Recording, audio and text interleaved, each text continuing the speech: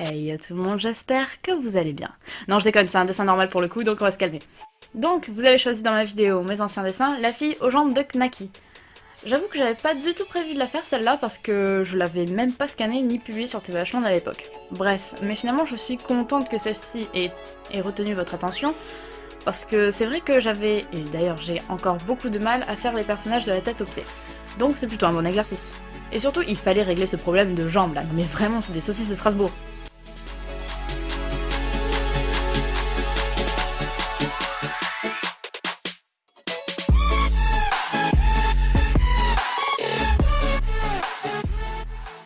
Du coup, pour ce remake, bien évidemment, j'ai laissé ma tablette de côté et je suis partie sur du traditionnel. Eh ben, je peux vous dire que ça faisait un bail que j'avais pas touché à du papier et à des pro-marqueurs, hein. La bonne odeur d'alcool qui m'avait manqué. Moi, j'aime bien cette odeur. Au début, j'avais du mal, ça me prenait le nez, puis après, on s'y habitue, quoi. Mais je sais qu'il y en a qui détestent ça. Et toi, dans quel team es-tu ?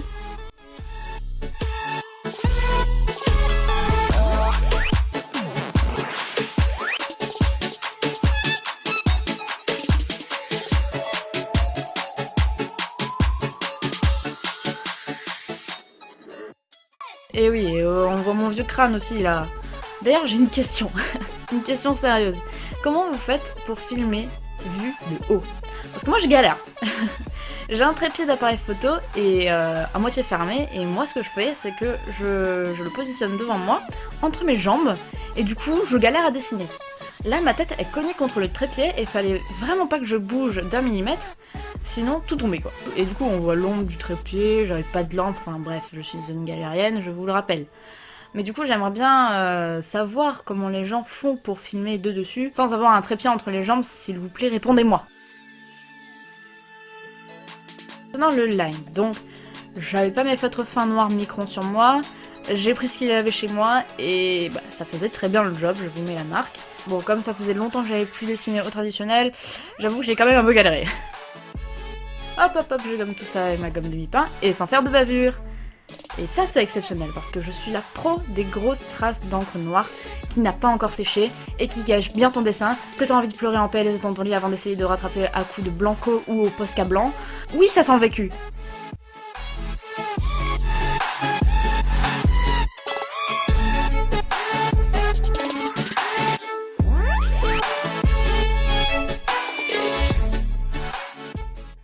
Alors pour la colle, j'ai fait une recette que je fais absolument à chaque fois. Je fais la base de la peau avec le feutre Ivory, donc ivoire en français, mais mes feutres ils sont pas bilingues, donc Ivory. Bon, les miens ils sont un peu morts, mais bon, à chaque fois que je veux en racheter, il y en a plus. Et ensuite je fais les ombres avec un dusky-pink, et pour dégrader un peu tout ça, je repasse l'ivory par-dessus. Et si vous voulez que je refasse des portraits comme un peu ce que je faisais avant, où je m'éclatais bien sur les dégradés au pro-marqueur et au crayon de couleur, eh ben j'en referai, il n'y a pas de souci.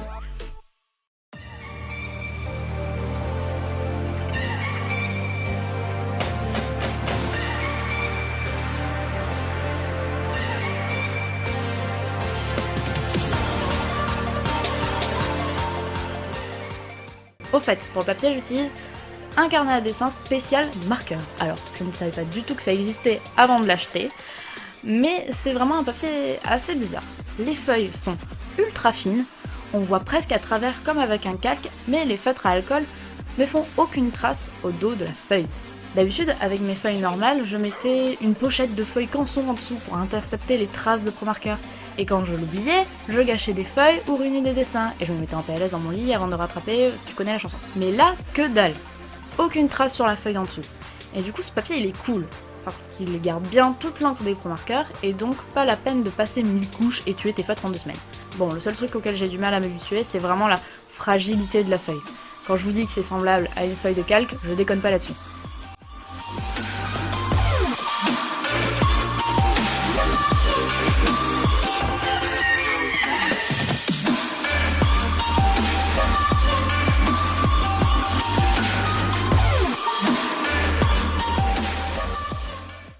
Bon alors, qui est cette fille, hein, vous vous le demandez sûrement, ou pas d'ailleurs, hein, même. Enfin bref.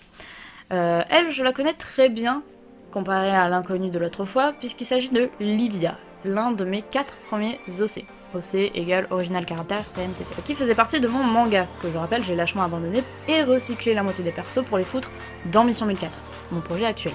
Elle, en l'occurrence, j'ai repris son prénom et un peu ses cheveux, il est vrai. Donc voilà Livia, une personne joyeuse, enthousiaste et très intelligente. Mais dans mon manga, du moins de ce que je me rappelle, à un moment, elle quitte les entre guillemets gentils pour rejoindre les entre guillemets méchants.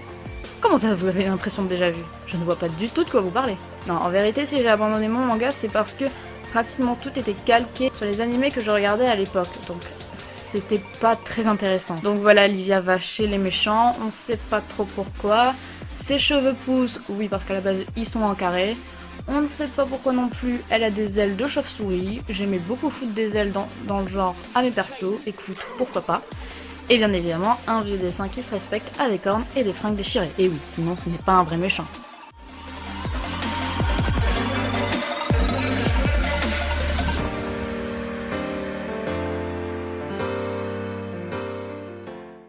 On peut aussi admirer ce délire de l'arme. D'habitude, je faisais beaucoup de katana ou des sabres. Oui, Bleach m'a formaté, je sais. Mais là, je sais pas ce qui m'a pris, c'est un bâton avec des demi-croissants de lune tranchants. Un délire, je vous dis.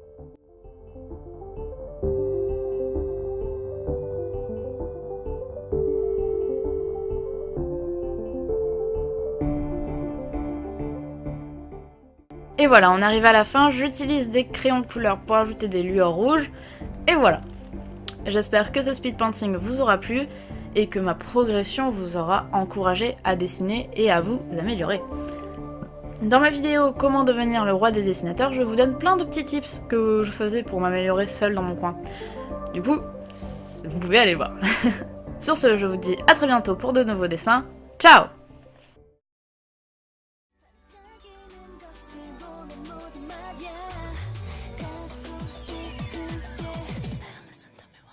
전부 네 멋대로 get it